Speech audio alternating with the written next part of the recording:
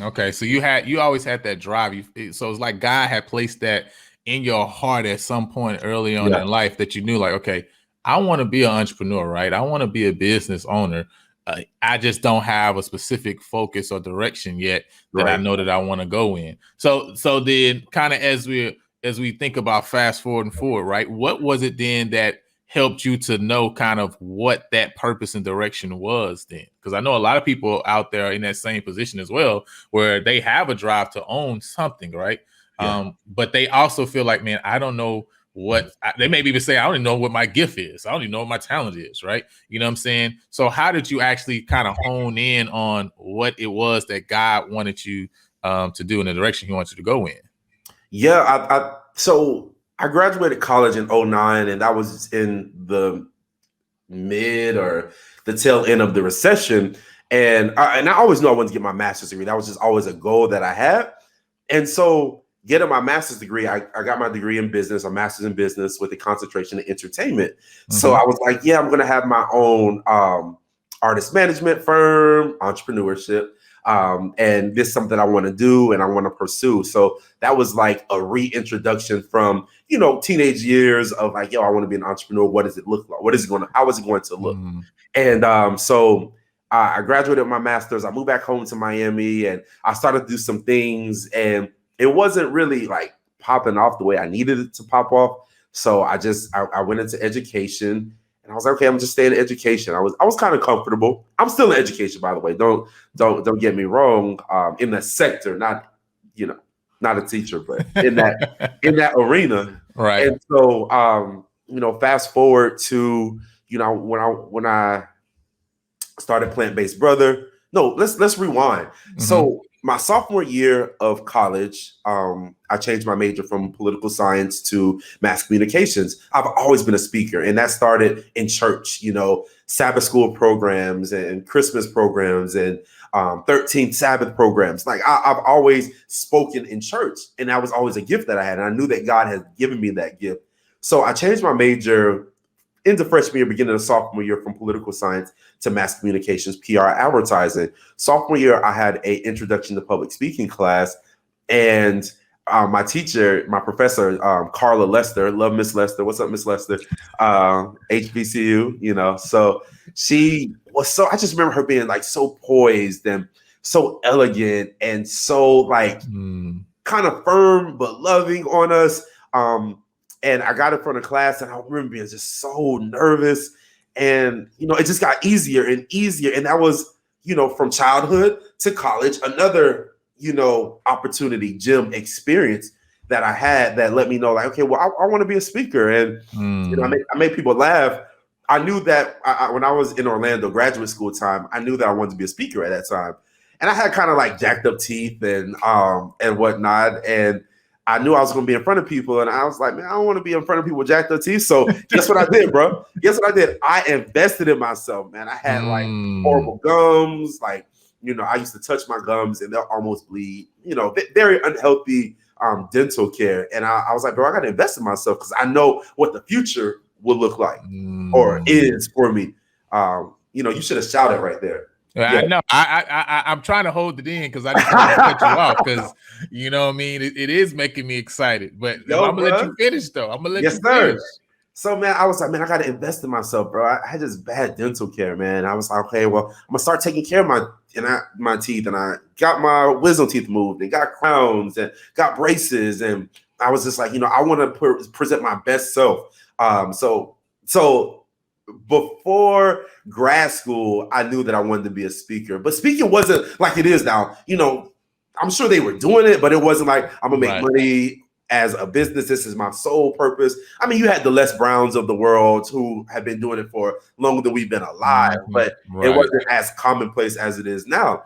And so that was college, and then graduate school, and joining the education sector. And then fast forward a couple years later, I've been plant-based for a long time, and What the Health movie came out, and I just remember people hitting me up all the time. They were just like, yo, I want to go plant-based. What are some tips, and this, that, and the third. So I just kept saying the same thing, kept sending the same email. I was like, the Holy Spirit was like, bro, you should probably do something with this. And I remember, doing the necessary things to, start my LLC in Texas. And if you are watching this and you're in different states charge different amounts. Like Texas, like $300. Florida is like $175. So, just check to see how much it costs in your state. Right. But yeah, man, I got my LLC and all the necessary paperwork and whatnot and started that. And then shortly thereafter, launched Plant-Based Brother, where I help people transition and I show people mostly, the cool plant-based options that are available to them at restaurants, overseas, in their city, and beyond.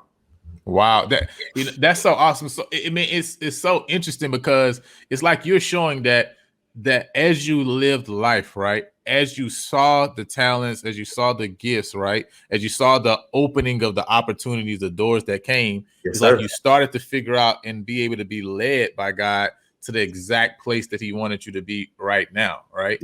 Yes, and that's encouraging to show that, you know what, a lot of times we really just need to take cognizance of, okay, where we at and how has God led us to the point, right? You know what I mean? And if we look back and take a time to look back and say, okay, let me see this step here.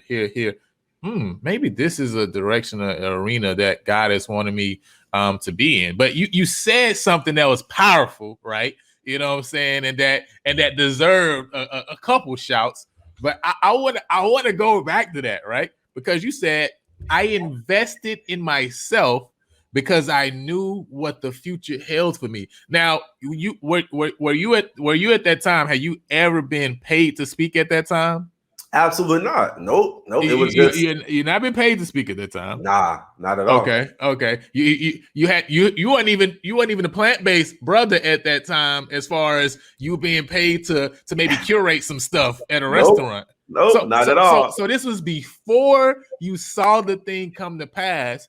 Hallelujah. You invested money, right, to actually put yourself in a better position to head in that direction. What was it though that made you make that decision? Because you had not yet, right? You knew that this direction I want to go in, but you had not. It wasn't like somebody said, "Hey, you got this gig coming up next week or in a month or so, right? So I'm getting myself right for that thing." You didn't have a thing yet, right? Nah.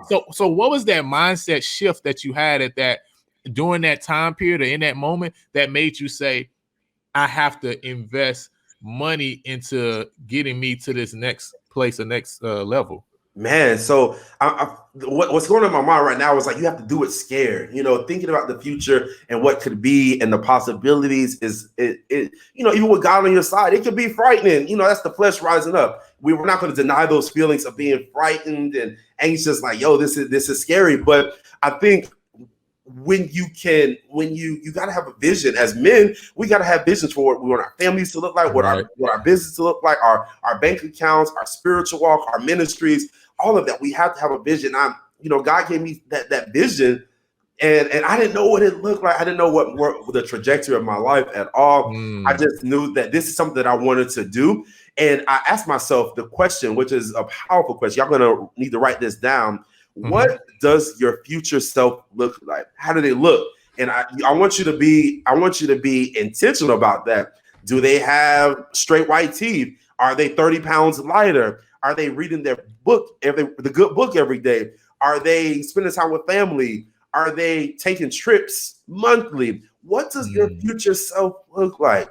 And when you can ask yourself that question and just hear from God, I think things get a little bit easier. Not saying you won't be anxious or be a little bit nervous about it, but I asked myself that question. My future self was on stages, looking fly, not having like a jacked up grill in people's faces, while I'm speaking to them, while they're taking pictures with me. That is what my future self looked like. And I had to make sure I honored that moment, and not just neglect it, and when you invest in things that you care about, I cared about my future. I cared about myself. I cared that I had horrible dental hygiene habits, right? And then I changed. Wow.